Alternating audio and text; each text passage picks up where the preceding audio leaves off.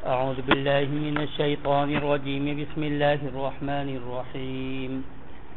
والتين والزيتون وطور سينين وهذا البلد الأمين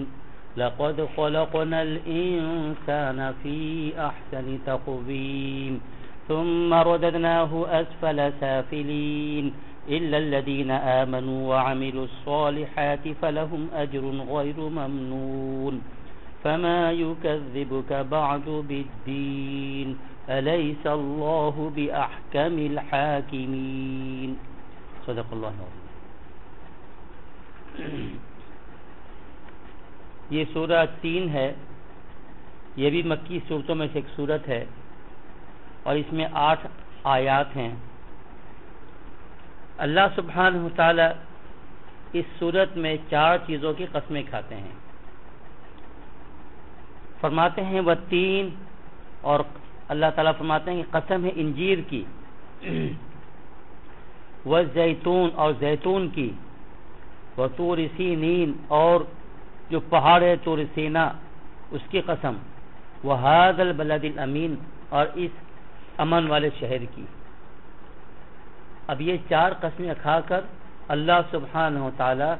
انسان کے بارے میں فرماتے ہیں، اس کا جواب قسم ہے کہ لقد خلقنا الانسان فی احسن تقویم،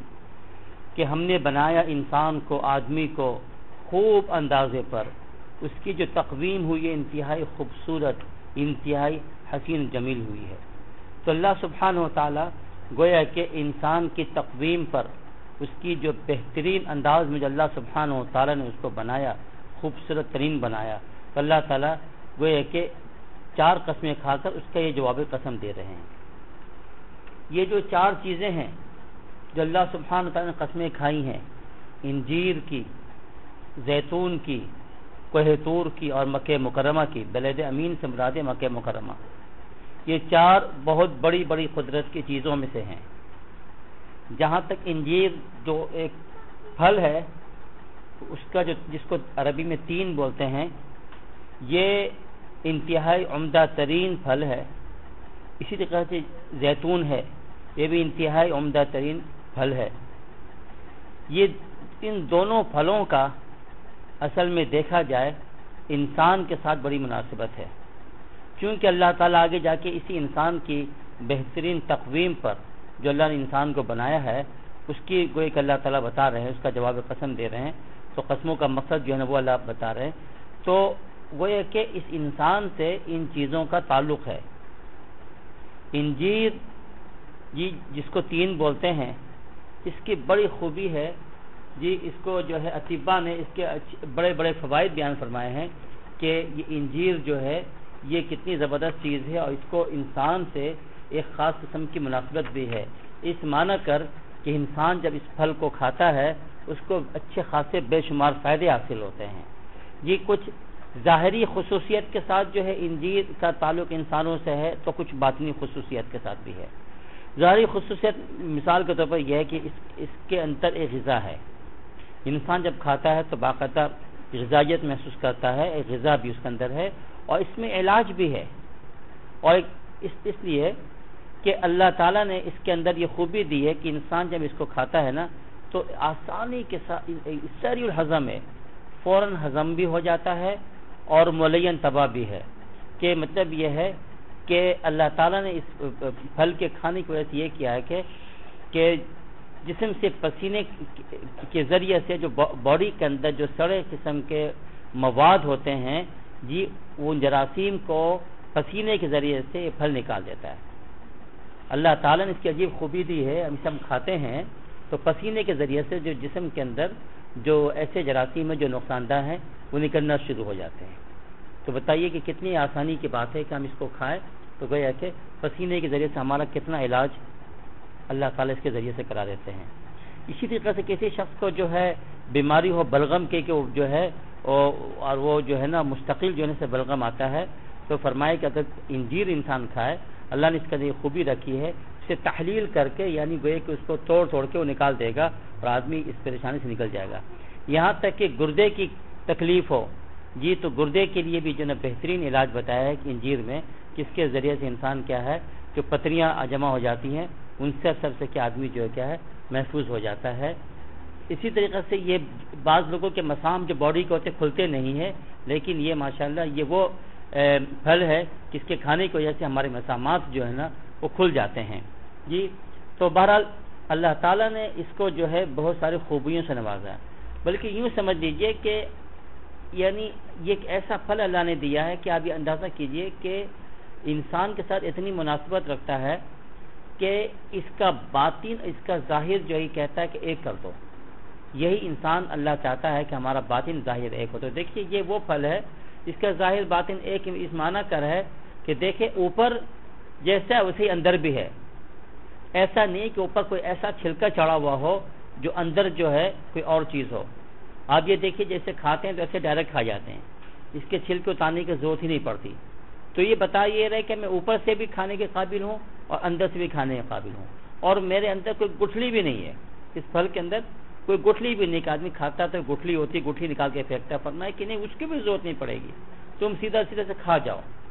ظاہر سے کھاؤ باطن سے کھاؤ، میں ایک ہوں۔ اور یہی انسان اللہ چاہتا کہ انسان کا ظاہر باطن بھی ایک ہو۔ اسی طریقے سے اللہ تعالیٰ نے اس کے اندر یہ رکھا ہے کہ ایسا اس کی وہ بنائی ہے کیا اس کی شیپ کہ انسان جب اسے کھائے تو آسانی انسان کا جو منہ ہے وہ اپنے منہ کے سائز دیکھے اور انجیر کے سائز دیکھے، بالکل ایک جیسا ہے، آرام سے وہ کہتا ہے کہ فوراً منہ پہ ڈالو میں چلا جاؤں گا، مجھے الگ سے بائٹ کرنے کی ضرورت نہیں پڑے گی، میں تمہارے لیے بالکل جو ہے آسان ہوں میں۔ یعنی اتنی عجیب غریب اللہ تعالیٰ نے یہ چیز بنائی ہے، اللہ تعالیٰ ایسے نہیں قسم کھا رہے ہیں اس کی۔ اور تو اور انسان کے ساتھ اس کی مناسبت کا حال یہ ہے، اب اندازہ فرمائیے کہ جو بعض روایات میں آتا ہے کہ جب آدم علیہ السلام اور حوا جو پھل کھانے کی وجہ سے جنت میں ان کے لباس اتار دیے گئے تھے تو بڑے پریشان تھے، ہر درخت کے پاس دوڑتے یہ اور چاہتے کہ کیا ہے وہ اپنے آپ کو جو ہے یعنی پردہ کریں، تو جس درخت کے پاس جاتے وہ درخت اونچا ہو جاتا اور اس کے پتے اوپر چلے جاتے، سوائے انجیر کے درخت کے۔ یہ درخت وہیں بیٹھے رہ گیا، یہ نہیں اٹھا، بلند نہیں ہوا، تو آپ نے اس کے پتے توڑ کے اپنے جسم کو جو ہے نا ڈھانپا۔ تو مقصد کہنے کا یہ ہے کہ اتنی مناسبت رکھتا ہے انسان کے ساتھ، اتنی ہمدردی رکھتا ہے۔ تو بہرحال اللہ تعالیٰ نے جو کیا ہے اسی جو ہے نا پیارے پھل کی قسم کھا لی، وہ تین اور تین کی قسم۔ دوسری جو قسم ہے وہ ہے زیتون کی۔ زیتون بھی سبحان اللہ، یہ اللہ تعالیٰ نے یہ بھی ایک زبردست قسم کا ایک پھل بنایا جی، اور اس کی عجیب غریب خوبیاں ہیں، اور اس کو اللہ تعالیٰ نے اتنا عجیب انداز سے اس کو کر دیا ہے کہ اس کی زیت کو اور اس کے تیل کو یعنی اس کے کتنے زیادہ علاج کا ذریعہ بنا دیا۔ زیتون کا تیل اگر استعمال کریں گے اس سے اچھے خاصے فائدے ہو جاتے ہیں، جس طریقے سے انجیر کے فائدے ہیں اس طریقے سے کیا اس کے بھی اچھے خاصے فائدے جو ہے اطباء نے نقل کیا ہے کہ زیتون کے کھانے کی وجہ سے وہ فائدے حاصل ہوتے ہیں۔ مثلا انہوں نے بتایا کہ جسم کے اندر جو چربی ہوتی ہے وہ کیا ہے وہ پگھل جاتی ہے اس کے کھانے کی وجہ سے۔ اسی طریقے سے زیتون کا جو یہ کھانے کی وجہ سے اور بھی جو ہے نا جو موٹاپا وغیرہ ہے اس کو بھی کیا ہے یہ دور کرتا ہے۔ اسی طریقے سے زیتون کا اور بھی مختلف طریقے سے جو ہے نا اس کے استعمال بتائے ہیں، اس کے کرنے کو دانتوں کے جڑوں کو بتایا جاتا ہے کہ مضبوط کرتا ہے جو ہے کیا ہے زیتون کا استعمال کرتا ہے۔ تو بہرحال یہ اور معدے کو جو ہے نا قوت بخشتا ہے۔ بعض لوگوں کے معدہ جو ہے نا بہت ہی کمزور ہوتا ہے، کچھ کھائے تو تکلیف پیٹ میں شروع ہو جاتی ہے، اس کے کھانے کی وجہ سے معدے کے اندر جو ہے کیا ہے قوت پیدا ہوتی ہے، اور کسی کو اگر بھوک نہیں لگے، یہ بعض لوگ ہوتے ہیں کہ بھوک نہیں لگتی، تو یہ وہ زیتون کی خوبی ہے، اس کے استعمال اس کے کھانے کی وجہ سے یہ بھوک کو بھی بڑھا دیتا ہے۔ تو بہرحال اس کے اچھے خاصے فائدے جو ہے اطباء نے لکھے ہیں، تو انسان کو یہ چاہیے کہ اس کا استعمال بھی کرے۔ عرب میں تو خیر ماشاءاللہ اس کا خوب اچھا خاصا استعمال ہوتا ہے، یہ لوگ خوب اس کو استعمال کرتے ہیں۔ اللہ سبحانہ و تعالیٰ نے جی اس پیارے گوئے کے پھل کو قرآن کریم میں اللہ نے اس کا ذکر فرمایا جگہ پہ فرمایا کہ لا شرقیۃ ولا غربیہ جی، تو اس کو جو ہے 2 لاکھ کے درمیان جو ہے اس کو رکھا کہ بھائی یہ جو کیا ایک اس کے بارے میں آتا ہے، ایک بہت بڑے معبر یعنی خواب کے تعبیر بتانے والے گزرے تھے شیخ محمد ابن سیرین رحمۃ اللہ علیہ، ان کے بارے میں آتا ہے کہ ایک مریض جو تھا، ایک آدمی جو ہے وہ آیا اور وہ آ کر جو ہے اس نے اپنا کوئی خواب بیان کیا، تو بہرحال تو اس میں یہ ہوا کہ اس نے یہ دیکھا کہ بھائی وہ کیا ہے، ایک شجرہ مبارکہ کا ذکر آیا قرآن کریم میں، اور کہا کہ اس کو جو کھاؤ، اس شجرہ مبارکہ کو. تو انہوں نے پوچھا امام ابن سیرین سے کہ وہ کون سے شجرہ مبارکہ ہے جس کا ذکر قرآن میں ہے، اور اس کو ایک خواب میں بتایا گیا کہ اس کے کھانے کی وجہ سے جو کیا شفا حاصل ہوگی. تو انہوں نے بتایا کہ 2 لا میں سے کھا. اب یہ 2 لا میں سے کھانے کا جو ہے ابن سیرین رحمۃ اللہ نے بتایا کہ زیتون کے پھل کو کھا، کیونکہ اللہ تعالیٰ نے قرآن شریف میں فرمایا کہ لا شرقیہ ولا غربیہ. جی تو اللہ تعالیٰ نے گویا کہ 2 لا میں سے اس کا ذکر فرمایا ہے. تو بہرحال نبی کریم صلی اللہ تعالیٰ علیہ وآلہ وسلم نے بھی ارشاد فرمایا کہ کیا ہے، تم جو ہے نا زیتون کے گویا کہ تیل کو جو ہے نا کھایا کرو، اس کا استعمال کیا کرو، وَدْهِنُوا بِهِ، اور اس کو بدن پہ ملو. فَإِنَّهُ مِنْ شَجَرَةٍ مُبَارَكَةٍ، اللہ کے نبی نے فرمایا کہ یہ مبارک درخت ہے. تو معلوم ہوا کہ اس درخت کو اللہ کے نبی شجرہ مبارکہ بتا رہے ہیں، تو لہذا اللہ کے حکم بھی دے رہے ہیں کھاؤ بھی، اور اس کے تیل کو اور بدن پہ بھی ملو. کہ اس کی وجہ سے معلوم اللہ کے نبی جب کسی چیز کے بارے میں بتاتے ہوں کہ بدن پہ ملا جائے، تو اس مطلب یہ نکلا کہ اسکن کی جو بیماریاں ہیں انشاءاللہ اس تیل کی برکت سے صحیح ہو جایا کریں گی. یہ بہت ہی پیارا گویا کہ درخت ہے، یعنی پھل ہے جو اللہ تعالیٰ اس کی قسم کھا رہے ہیں. تو بہرحال چونکہ یہ دونوں چیزیں ایسی ہیں جس سے انسان کو فائدے حاصل ہوتے ہیں، جی تو لہذا جو چیزیں ہم کو فائدہ پہنچائے تو ہم کو وہ چیز اپنانی چاہیے. تو بہرحال اللہ تعالیٰ نے یہ 2 فائدے والی چیزوں کا ذکر فرمایا، اور یہ فرمایا کہ ان 2 چیزوں کو جو کیا تم استعمال کرو. تو فرماتے ہیں وَالتِّینِ، اور تین کی قسم، وَالزَّیتُون، اور زیتون کی قسم. اس کے بعد ان 2 چیزوں کے بعد جو اللہ قسم کھا رہے ہیں وَطُورِ سِینِین، کوہ طور کی قسم کھا رہے ہیں. یہ وہ پہاڑ طور سینا یا طور سینین، یہ دونوں نام ہیں کہ جہاں موسیٰ علیہ السلام نے اللہ تعالیٰ سے بات کی تھی، اللہ تعالیٰ سے ہم کلامی ہوئی تھی اسی پہاڑ پہ. تو گئے کہ یہ ایک عظیم مقام ہے، یہ ایک مقام مقدس ہے. اللہ سبحانہ و تعالیٰ جو ہے اس کی قسم کھا رہے ہیں. بعض حضرات نے یہ لکھا ہے، بعض مفسرین نے، طور سینین سے مراد کوہ طور نہیں ہے بلکہ بیت المقدس کے اطراف کا علاقہ ہے، جہاں کہا یہ جاتا ہے کہ 2 پہاڑ ہیں جو بیت المقدس کے قریب ہیں. وہ تو ان اللہ تعالیٰ جو ہیں کیا ہے، ان 2 پہاڑوں کی قسم کھا رہے ہیں. تو مراد یہ ہے کہ کوہ طور مقصود نہیں ہے، مراد یہ ہے کہ یہ بیت المقدس اور اس کے اطراف کا علاقہ، اس کا وہ قسم کھا رہے ہیں. اور ظاہری بات ہے بیت المقدس یہ ارض مقدس ہے. جی یہ ملک وہ حصہ جو اس کو ارض مقدس قرآن نے بتایا ہے. حضرت موسیٰ علیہ السلام نے جب اپنی قوم سے کہا تھا، وہ یہ تو کہا تھا ادخلوا الارض المقدسہ، جی تم مقدس سرزمین میں داخل ہو جاؤ. وہ مقدس سرزمین جو ہے الذی کتب اللہ لکم، جو اللہ نے تمہارے لیے لکھ دیا ہے، تو اس میں جو ہے نا تم داخل ہو جاؤ. لیکن کیا کیا جائے کہ وہ یعنی وہ ایسی ذلیل قوم تھی کہ وہ مان کے نہیں دے رہی تھی، وہ جائے نہیں رہی تھی. اس کی تفصیل جو ہے 6 سپارے میں آ چکی ہے. تو بہرحال تو کہنے کا مقصد یہ ہے کہ اللہ تعالیٰ جو ہے اس عظیم مقام یعنی مقام مقدس، ارض مقدس، اس کی قسم کھا رہے ہیں. تو دونوں مراد ہو سکتے ہیں. اگر طور سینین سے مراد کوہ طور لیا جائے تو وہ بھی صحیح ہے، اور اس سے مراد بیت المقدس اور اس کے اطراف کے علاقہ لیا جائے تو وہ بھی صحیح ہے. دونوں معنی اس میں استعمال ہو سکتے ہیں. آگے فرمائیں کہ وَهَذَا الْبَلَدِ الْأَمِينَ، اور اس امن والے شہر کی، یعنی اللہ تعالیٰ مکہ مکرمہ کی قسم کھا رہے ہیں. واقعی اللہ تعالیٰ نے اس شہر کو ایسا امن والا شہر بنایا. اللہ تعالیٰ نے خود 4 سپارے میں سورہ عمران میں فرما دیا کہ وَمَن دَخَلَهُ كَانَ آمِنًا، جو اس میں داخل ہو گیا، بیت اللہ میں، کعبہ میں آ گیا، اس شہر میں آ گیا، کان آمینہ، وہ امن والا ہو گیا. تو یہ امن والا شہر ہے. یہ اللہ تعالیٰ نے اس کو امن والا شہر بنا دیا، شہر مبارک. جی اللہ تعالیٰ نے اس کو بنایا، اور پورے عالم کا اللہ نے اس کو مرکز بھی بنایا، جہاں ایسی ذات کو اللہ نے پیدا فرمایا، جی جو تمام انسانیت کے سردار، بلکہ یوں کہہ لیجیے کہ تمام کائنات کے سردار. جی کائنات میں جتنی چیزیں کریٹ ہوئی ہیں، بنی ہیں، ان سب کا وہ سردار. تو اللہ تعالیٰ نے کعبہ کو تمام مقامات کا سردار بنا دیا.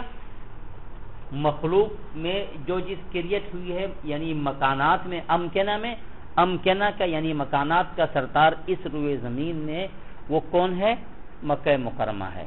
مکہ مکرمہ کو اللہ تعالیٰ نے یہ مقام عطا فرمایا کہ یہ تمام زمین میں جو جس کا نام مکان ہے، جگہ ہے، اس میں اس کو اللہ نے مقدس اور معظم اور اس کا سردار بنایا۔ اسی مقام مقدس میں اللہ تعالیٰ نے اس ایک کو پیدا فرمایا جو تمام انسانیت کے سردار، بلکہ سید الکونین، اس عالم کے بھی سردار، اس عالم کے بھی سردار، ان کو اللہ نے یہی پیدا فرمایا، تو یہ بلد امین نے پیدا فرمایا۔ تو بہرحال اللہ تعالیٰ جو ہیں یہ 4 چیزوں کی قسمیں کھا رہے ہیں، اور قسمیں کھانے کے بعد اب اس کا جو جواب قسم ہے وہ یہ ہے لقد خلقنا الانسان فی احسن تقویم۔ یہ مقصد ہے 4 چیزوں کی قسمیں کھانے کی۔ یہ 4 بڑی بڑی چیزوں کی قسمیں کھائیں۔ اب اس کے بعد جا کر اب بیت اللہ مکہ کا قسم، جو سبحان اللہ، مکہ مکرمہ کے بارے میں میں نے مختلف آیات میں اس عظیم مقام کا ذکر کیا ہے کہ تفصیلات وہاں مختلف مقامات میں بیان کر چکا ہوں۔ اللہ تعالیٰ نے اس شہر کو کس طریقے سے جو ہے ایک مرکزی حیثیت عطا فرمایا۔ اللہ تعالیٰ نے اللہ نے جب طرح فرمائی تخت بیت اللہ سے، اللہ تعالیٰ بیت اللہ کا مقام اس کو اللہ نے منتخب فرمایا، وہی سے زمین کا آفرینش فرمائی۔ تو بہرحال یہ وہ امن والا مقدس شہر ہے۔ اس شہر کا انسانیت سے بھی گہرا تعلق ہے، اس شہر کا انسانوں سے بڑا گہرا تعلق ہے، اس معنی کر کہ اس شہر میں جو گھر ہے یعنی بیت اللہ، اللہ کا گھر، اس کا ہم سے ایسا گہرا تعلق بنایا ہے کہ جب تک وہ زمین میں موجود ہے یہ انسان بھی موجود ہے، اور جب اسے ختم کر دیا جائے گا تو انسان بھی زمین میں نہیں رہے گا۔ انسانیت کا قیام کا ذریعہ اللہ تعالیٰ نے کعبہ کو بنا دیا۔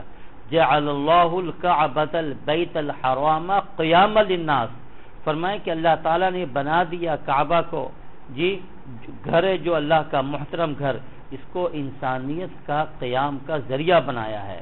گویا کہ آج جو ہم زمین میں مزے اڑا رہے ہیں، چل رہے ہیں، پھر رہے ہیں، عیش کر رہے ہیں، سب کعبہ کی مہربانی ہے۔ اس کی وجہ سے ہم لوگ جو ہے کیا ہے یہاں پھرا رہے ہیں۔ جہاں خدا نہ خواستہ وہ وقت آ جائے کہ کعبہ کو منہدم کیا جائے، جیسا کہ قیامت سے پہلے ہونا ہے، جی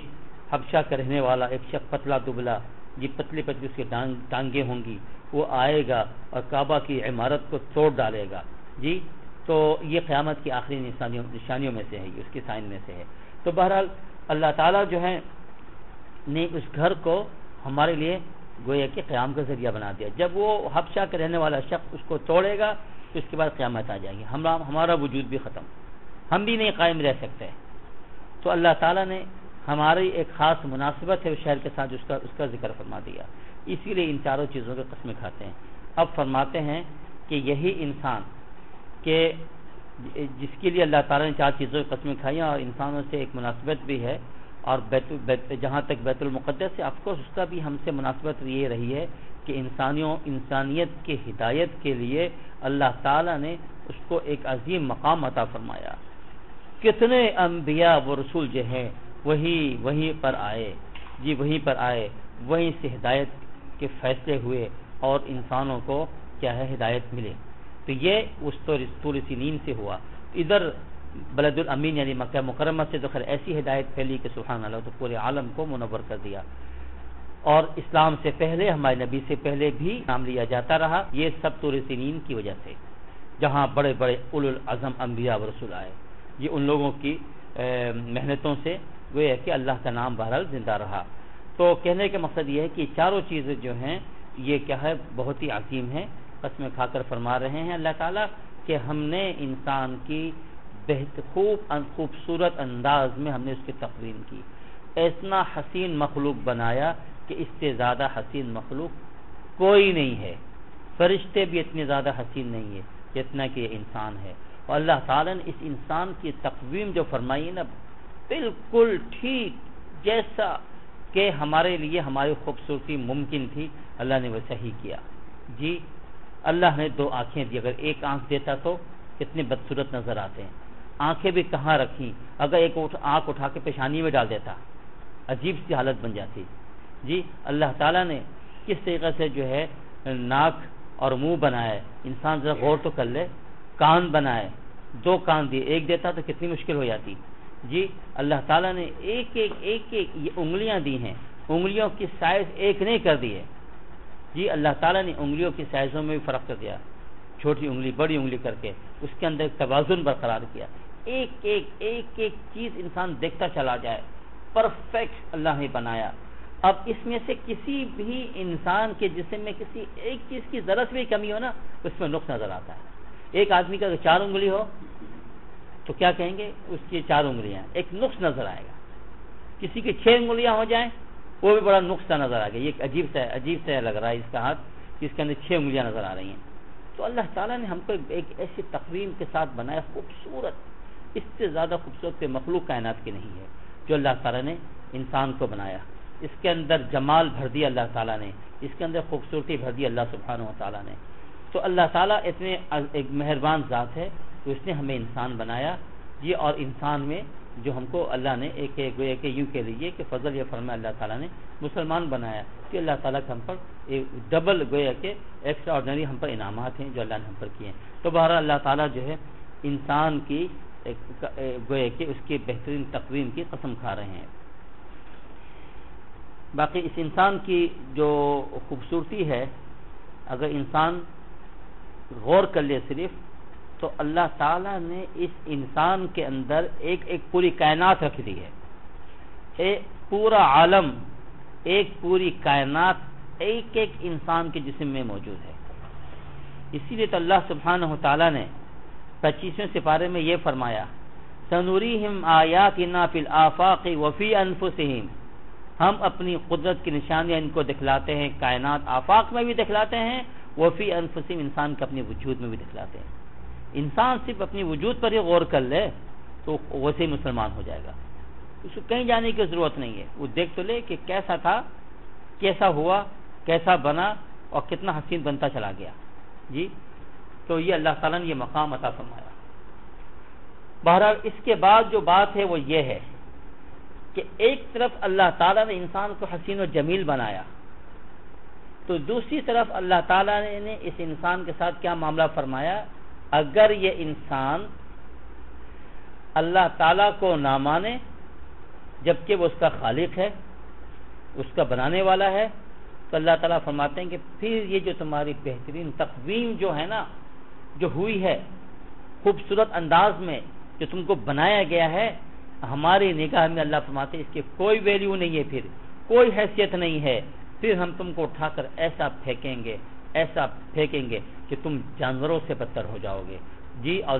بلکہ چوپائے زیادہ بہتر ہوں گے، یہ جانور زیادہ بہتر ہوں گے جی، تم ان سے بدتر ہوگے اگر تم نے اپنے خالق کو نہ مانا، اپنے خالق پر ایمان نہیں لائے، خالق کے بتائے ہوئے احکام پہ عمل نہیں کیے، تو کہ پھر تمہارا کیا ہوگا، تم بدترین مخلوق بن جاؤ گے۔ سو فرمایا ثم رددناہ اسفل سافلین، فرمایا کہ پھر پھینک دیا اس کو ہم نے اس کو پھینک دیا اسفل سافلین، نیچوں سے نیچے کر دیا، یعنی بالکل نیچے پھینک دیا ہم نے۔ یہ انسان جہاں پر جو ہے وہ اپنی گوئے کے ترقیوں کو عبور کرتا ہوا کہاں آگے پہنچ گیا کہ فرشتوں کو بھی مات کر دیا،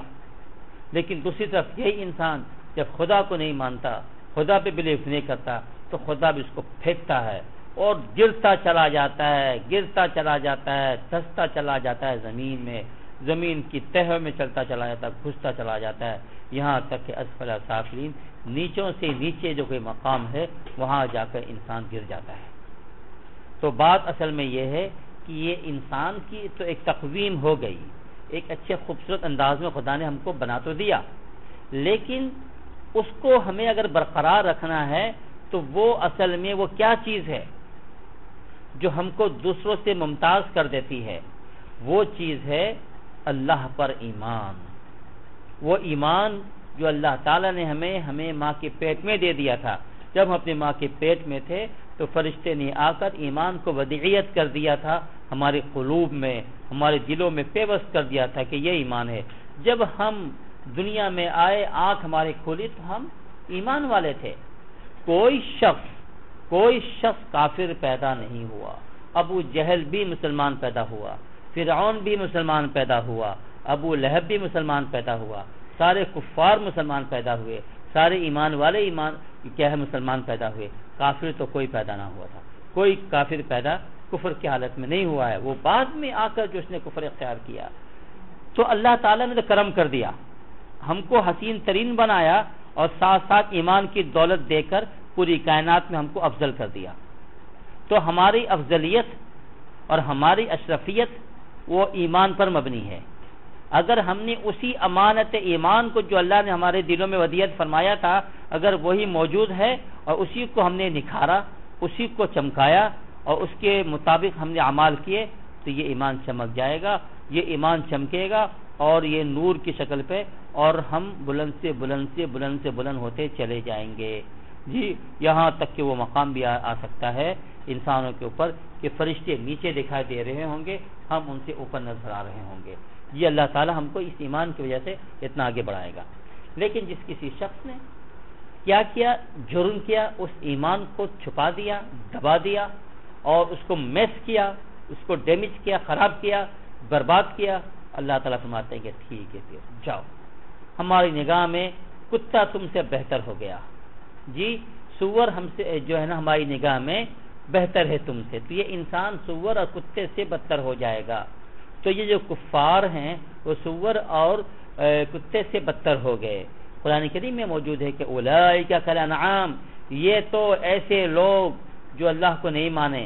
جی، ان کا تو حال یہ ہوا کہ یہ تو جانوروں کی طرح ہو گئے، جانوروں میں کتا بھی شامل، سور بھی شامل، سارے جانور شامل ہیں۔ آگے فرماتے ہیں کہ بل ہم اضل، نہیں جانور ان سے بہتر ہیں، یہ جانوروں سے بھی بدتر ہو گئے۔ اور ایک جگہ اللہ نے فرمایا، یہی آگے چل کے بھی صورت آ رہی ہے، سورہ بینہ، اس میں اللہ تعالیٰ فرماتے ہیں ان الذین کفروا من اہل الکتاب والمشرکین، فرمایا کہ وہ لوگ جو کافر ہوئے اہل کتاب میں سے یا مشرکین میں سے، فی نار جہنم، یہ جہنم کی آگ میں ہوں گے، خالدین فیہا، جس میں وہ جہنم میں ہمیشہ رہیں گے۔ آگے اللہ تعالیٰ نے کیا فرمایا، اولئک ہم شر البریہ، یہ پوری کائنات کے میں فرمایا کہ سب سے بدترین مخلوق ہیں، کائنات کی بدترین مخلوق انسانوں کو اللہ بتا رہا ہے، کیوں؟ اس لیے کہ کفر اختیار کرنے کی وجہ سے۔ تو یہ معاملہ سارا ہے۔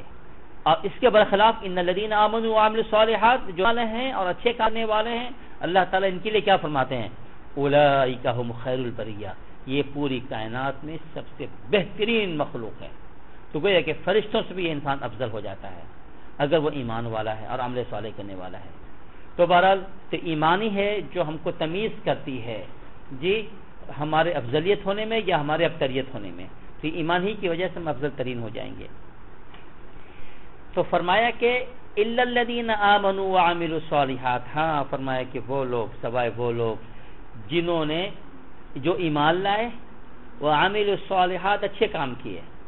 یہ لوگ اسفل سافلین پہ نہیں ہوں گے، ہم ان کو اٹھا کے نیچے نہیں پھینکیں گے، یہ تو بلند ہونے والے ہیں، یہ تو اوپر ہونے والے ہیں، یہ تو ترقی کرنے والے ہیں، یہ تو بڑھتے چلے جائیں گے، بڑھتے چلے جائیں گے، بڑھتے چلے جائیں گے جی۔ فرشتے جو ہے نیچے نظر آتے جا رہے ہیں، یہ انسان اوپر چڑھتا چلا جا رہا ہے اور چلتا چلا گیا جی۔ اللہ تعالیٰ نے ایمان والوں کو ایک کمال عطا فرمایا۔ علامہ اقبال کا ایک مشہور شعر ہے کہ عروج آدم خاکی سے انجم سہمے جاتے ہیں کہ یہ ٹوٹا ہوا تارا مہ کامل نہ بن جائے۔ تو اصل میں یہ جو شعر ہے اقبال کا، اس کے اندر مختلف لوگوں نے مختلف طریقے سے اس کی جو وضاحت کی، مادہ پرستوں نے تو مادیات کی طرف وہ لے گئے کہ بھائی وہ ٹیکنالوجی کہاں چلے گی، یہ وہ ہو گیا، وہ اس کی طرف چلے گی وہ۔ لیکن جو اہل اللہ ہیں اور دوسرے جو لوگ ہیں جنہوں نے اس شعر کو سمجھا، وہ اس کو روحانیت کی طرف لے گئے۔ اور میں بھی خود جو ہے نا اس کو اسی طرف لے کر آتا ہوں کہ عروج آدم خاکی سے انجم سے میں جاتے ہیں، کا مطلب یہ ہے آدم خاکی سے مراد انسان ہے، انسان کی عروج اور بلندی کی وجہ سے کیا ہے، انجم نجم کے جمع ہے، جس کے معنی آتے ہیں ستارے، ستارے سہمے ہوئے ہیں، ستاروں سے مراد یہاں پر ہے فرشتے، کہ انسان کی ترقی کہ اللہ کی عبادت کر کے اتنا آگے بڑھتا چلا گیا، اتنا عروج کرتا چلا گیا، اتنا بلندی، اس قدر بلندی پہ بلندی پہ بلندی مقامات حاصل کر رہا تھا، بلند مقامات حاصل کر رہا تھا کہ یہ انجم یعنی فرشتے، ستارے یعنی مراد فرشتے ہیں کہ یہ سہمے ہوئے ہیں، ڈر گئے کہ یہ کیا ہو گیا، ارے یہی تو انسان ہے جس کے بنانے پر ہم اعتراض کر رہے تھے، اور یہ کہہ رہے تھے کہ اگر انسان کا بنانے کا مقصد ہے اللہ عبادت کرنا ہے تو ہم بیٹھے ہوئے ہیں نا، نحن نسبح بحمدک ونقدس لک، ہم تو موجود ہے، یہ انسان کیا عبادت کرے گا، ہم اس سے زیادہ عبادت کرنے والے موجود ہیں، مگر اب یہ فرشتے پریشان ہیں، سہمے ہوئے، کہہ رہے یہ کیا ہو گیا، یہ تو انسان ایسی عبادت کر گیا زمین میں رہ کر، زمین میں کھڑے ہو کر، زمین میں بیٹھ کر، کہ یہ تو ہم سے بھی اوپر جا رہا ہے۔ اب دوسرے مصرعے میں ہے کہ یہ ٹوٹا ہوا تارا سے مراد ہے آدم علیہ السلام کی، جنہیں توڑ کے زمین میں ڈال دیا گیا تھا، جنت سے زمین میں ڈال دیا گیا تھا کہ مہ کامل نہ بن جائے، مکمل چاند نہ بن جائے۔ وہ مکمل چاند سبحان اللہ وہ کون ہے؟ رسول اللہ صلی اللہ تعالی علیہ وسلم کے ذات اقدس ہے۔ ٹوٹا ہوا تارا اگر آدم ہے تو مہ کامل کون ہے؟ حضرت محمد صلی اللہ علیہ وسلم ہے کہ وہ مہ کامل بن گئے، وہ چمکتا ہوا چاند بن گئے جی، یا کہیں کل کو ٹوٹا ہوا تارا تھا، آج یہ مکمل چاند میں انسان نظر آ رہا ہے، وہ حضرت نبی کریم صلی اللہ تعالی علیہ وسلم ہے۔ تو انسانیت کی معراج گویا کہ اس کی ابتدا ہوئی کہاں سے؟ آدم علیہ السلام سے، پھر چلتا رہا یہ انسان، بڑھتا رہا سائیڈ وائز، ٹھیک ہے مانا کہ کفر اختیار کرتا رہا تو کچھ لوگ نیچے جاتے رہے، لیکن کچھ ایسے تھے جو بڑھتے رہے، بلند ہوتے رہے، عروج و ترقی کو حاصل کرتے رہے، خدا تک پہنچتے رہے، یہاں تک کہ خدا نے ایک ایسے انسان کو بنا دیا جی جو تمام انسانوں کا سردار، وہ اتنا آگے نکل گیا کہ فرشتوں کا سردار بھی پیچھے رہ گیا، جبریل بھی پیچھے رہ گئے، سب سے اوپر نکل گئے۔ تو یہ ہے اللہ تعالیٰ جو ہے نا، یوں انسان کی کو اللہ نے گویا کہ اللہ نے عروج بخشا اور انسان یوں اوپر چلا گیا۔ تو الا الذین آمنوا وعملوا الصالحات، تو اس آیت کے اندر اللہ سبحانہ تعالیٰ دو چیزیں بتاتے ہیں۔ پہلی چیز تو ایمان ہے، اگر ایمان نہیں ہے تو ہماری ترقی ممکن ہی نہیں، سوال ہی پیدا نہیں ہوتا۔ ایمان تو ایک فاؤنڈیشن ہے، ایک بنیاد ہے جی۔ ایک تو کوئی بھی عمارت ہم کھڑی کریں گے، جب تک اگر بلڈنگ نہیں کیا بولتے فاؤنڈیشن نہیں ہوگی تو اس بلڈنگ کا کوئی اعتبار نہیں ہے۔ تو ایمان تو بنیادی چیز ہے۔ آپ نے اگر کوئی بلڈنگ بنانی ہے، اگر اس کی فاؤنڈیشن مضبوط کر دی ہے، خوب مضبوط، تب عمارت آپ کوئی بھی بنائے کوئی مسئلہ نہیں ہے، اس لیے کہ فاؤنڈیشن جو نا بہت مضبوط ہے۔ 2 منزلہ کھڑی کر لیجئے، 4 کھڑی کر لیجئے، 20 منزلہ کھڑی کر لیجئے، اس کیونکہ اتنی مضبوط بنائے کہ 100 منزلیں بھی اس میں کھڑی ہو سکیں اگر آپ نے اتنے مضبوط کیا ہے۔ تو ضرورت سب سے پہلی اس چیز کی کہ ایمان کو مستحکم کیا جائے، ایمان تو یعنی فاؤنڈیشن کو مضبوط کیا جائے۔ جب ہمارا ایمان مستحکم اور مضبوط ہو جائے تو اب ضرورت ہے اس کے اوپر بلڈنگ کھڑی کرنے کی۔ یہ بلڈنگ ہے اعمال صالحہ، یہ عمارت ہے اعمال صالحہ، اور پھر ہماری مرضی ہے کہ اس کو ہم کیسا بنا رہے ہیں جی، اور کتنا ڈیکوریٹ کر رہے ہیں۔ ہم گھر بناتے ہیں، اس کو ڈیکوریٹ کرتے ہیں، یہ چیز لگاتے ہیں، وہ چیز لگاتے ہیں تاکہ اس کے اندر خوبصورتی پیدا ہو جائے۔ تو ایک تو ہم عمارت کھڑی کریں اور عمارت کے اوپر اس کے اندر بیوٹی لگائیں، خوبصورتیاں پیدا کریں، اور دوسرے اعمال صالحہ نوافل کے ذریعے سے، فرائض کے علاوہ دوسرے نوافل ایکسٹرا اعمال کریں تاکہ ہماری عمارت اور خوبصورت سے خوبصورت ہو جائے۔ تو ایمان کے بعد جو چیز ہے وہ عمل صالح ہے۔ اگر ایک شخص کے پاس صرف ایمان ہے اور عمل صالح نہیں ہے تو امکان ہے میں بھی اللہ سبحانہ و تعالیٰ ایمان کی وجہ سے اس کو بخش دے اور وہ جنتی ہو جائے، لیکن دوسری طرف اس کا بھی امکان ہے کہ شاید اللہ تعالیٰ اس کو جہنم میں داخل کریں، چونکہ اس نے نمازیں نہیں پڑھی تھی، اچھے کام نہیں کیے تھے، اللہ کے احکام پہ عمل نہیں کیا تھا، اور دوسری طرف وہ نافرمانیاں کرتا رہا، لیکن اندر سے ایمان موجود ہے، تو اللہ تعالیٰ ہو سکتا ہے کہ اس کو جہنم میں ڈالیں، لیکن فار ایور نہیں ہو سکتا، فور دا ٹائم بینگ ڈالیں، کہ تاکہ وہ جو اس نے گناہ کیے ہیں اس گناہ کی اس کو جو ہے نا سزا جو ہے اس کو مل جائے، سزا ملنے کے بعد جیسے ہی وہ پاک ہو جائے، صاف ہو جائے، اس کے بعد جا کے اس کو جنت میں داخل کر دیا جائے۔ تو جنت میں تو داخلہ ہے ایمان کی وجہ سے، اس میں کوئی شک نہیں ہے، لیکن اب 2 باتیں ہیں، کیا دخول اولی نصیب ہوگا یا دخول ثانوی، تو یہ کوئی نہیں جانتا۔ تو اس لیے انسان کو چاہیے کہ دوسرا حصہ کو پکڑ لے مضبوطی کے ساتھ، جو کہ عمل صالح ہے۔ ایمان ہو جائے اور عمل صالح ہو جائے تو ماشاءاللہ وہ سیف ہو گیا، محفوظ ہو گیا، کیونکہ عمل صالح کے ذریعے سے اس نے اپنے آپ کو بچا لیا۔ اب یہ عمل صالح کی وجہ سے اللہ تعالیٰ فرماتے ہیں کہ فَلَهُمْ أَجْرٌ غَيْرُ مَمْنُونَ،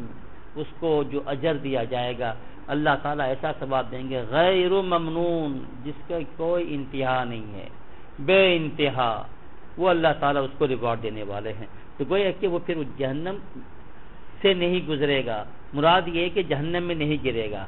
ورنہ تو پورے صراط سے تو گزرنا ہے، مراد یہ کہ جہنم میں وہ نہیں گزرے گا، اللہ تعالیٰ اس کو محفوظ رکھیں گے، سیدھا سیدھا اسے دخول اولی نصیب ہو جائے گی، یعنی جنتی بن جائے گا، جنت میں داخل ہو جائے گا۔ تو ایمان کے ساتھ اگر عمل صالح کو اپنے ساتھ لے جائیں تو پھر ہمارا کام اچھا ہو جائے گا۔ تو ہمیں ہمیشہ یہ چاہیے کہ ہم عمل صالح کرتے رہیں، اچھے کام کرتے رہے، اور عمل صالح کا جو منیمم ریکوائرمنٹ جو ہے نا وہ کیا ہے؟ کم سے کم جو پلرز آف اسلام ہے، کلمہ شہادت کے بعد جو 4 چیزیں آتی ہیں وہ تو ہم کم سے کم کرنے والے ہو جائیں، اور ان میں سے سب سے پہلی چیز کیا؟ نماز ہے، پھر روزہ ہے، زکوٰۃ ہے اور حج ہے۔ اور ان چاروں میں جو سب سے اعلیٰ درجے کا اور سب سے اہم ترین جو ہے وہ کیا؟ نماز ہے جی۔ تو نماز جو ہے وہ کسی بھی حالت میں معاف نہیں ہوتی ہے جی، تو وہ تو پڑھنا ہی پڑھنا ہے۔ تو اور نماز کی بیوٹی یہ ہے کہ اگر ہم صحیح معنی میں نماز پڑھنے والے ہوں گے تو پھر ہم سے دوسرے اعمال خود بخود جو اعمال صالحہ ہیں نا وہ ہم کرنے والے بن جائیں گے اور ہم سے سرزد ہونے لگیں گے۔ نماز کی